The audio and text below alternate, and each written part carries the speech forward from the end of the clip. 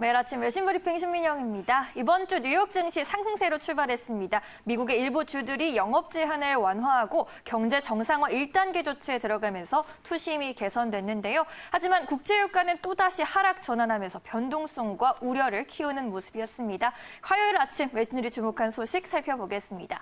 CNBC의 헤드라인부터 보겠습니다. 미국의 경제의 재개방에 대한 기대감으로 올라오면서 다우지수가 장중에 400포인트까지 크게 뛰었습니다.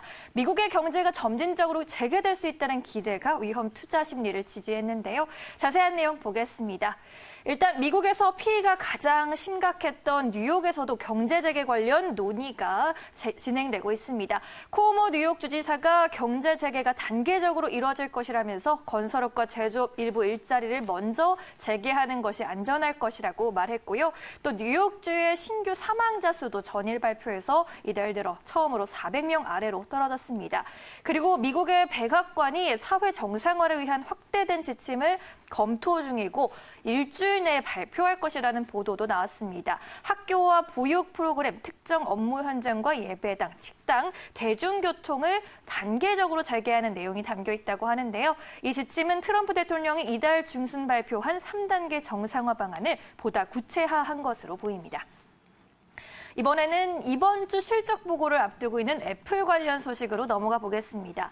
애플이 올해 하반기 출시할 야심작 5G 아이폰의 양산이 약 1개월 미뤄질 전망이라고 월스트리트저널이 보도했습니다. 코로나19 사태로 아이폰 수요가 감소할 것으로 전망되는 데다 전자기기 공급망의 중심지인 아시아 지역에서 생산 차질이 빚어지고 있기 때문인데요. 월스트리트저널의 자세한 기사 내용 보겠습니다. 일단 애플은 올해 하반기에 4종의 아이폰 신제품을 출시할 계획인 것으로 보입니다. 이 중에 일부는 5G 스마트폰으로 가격과 사이즈는 각각 다르다고 하는데요. 보통 애플은 매년 9월에 중순 아이폰 신제품을 공개하고 9월 말 이전에 판매를 시작합니다. 이를 위해서는 초여름부터 양산에 돌입해서 8월경에는 재고를 비축해 놓아야 하는데요. 하지만 올해는 신제품 생산이 7월에서 9월까지 지속되면서 양산 일정이 한 달가량 지연될 것이라고 전했습니다. 또한 월스트리트저널의 소식통 중 한 명은 애플이 올해 하반기 생산할 아이폰 물량을 20% 줄이기로 했다고 밝혔습니다. 그리고 이 생산량을 내년으로 미뤄서 생산할지 여부는 아직 불투명하다고 설명했습니다. 마지막으로 유럽 쪽 분위기도 체크해 보겠습니다. CNN이 영국 존슨 총리의 발언을 실었습니다. 헤드라인을 보시면요. 존슨 총리는 warns against relaxing UK lockdown, 영국의 락다운을 해제하는 것에 대해서 경고를 하면서 조심스러운 입장인 것 같습니다. 코로나19로 중환자실에 입원했던 존슨 총리가 복귀 첫날에 아직 봉쇄 조치를 완화하기에는 이르다고 밝혔는데요. 코로나19 사태 초기에 강력한 통제 대신 일상생활을 통한 집단 면역을 주장했던 그가 투병 이후 완전히 다른 태도를 보이고 있다는 평가가 나옵니다. 자세한 내용 보겠습니다. 존슨 총리는 이날 런던 총리 관저 앞에서 대국민 성명을 발표했습니다.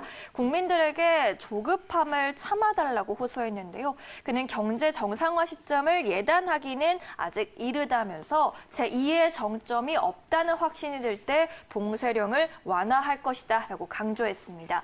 존슨 총리는 지난 12일 퇴원한 후 런던 인근의 지방 관저에서 요양하다가 한 달 만에 업무에 복귀했습니다. 이제 강요들로부터 그동안의 코로나19 대응 보고를 받고 정례 기자회견에도 참석할 예정인데요.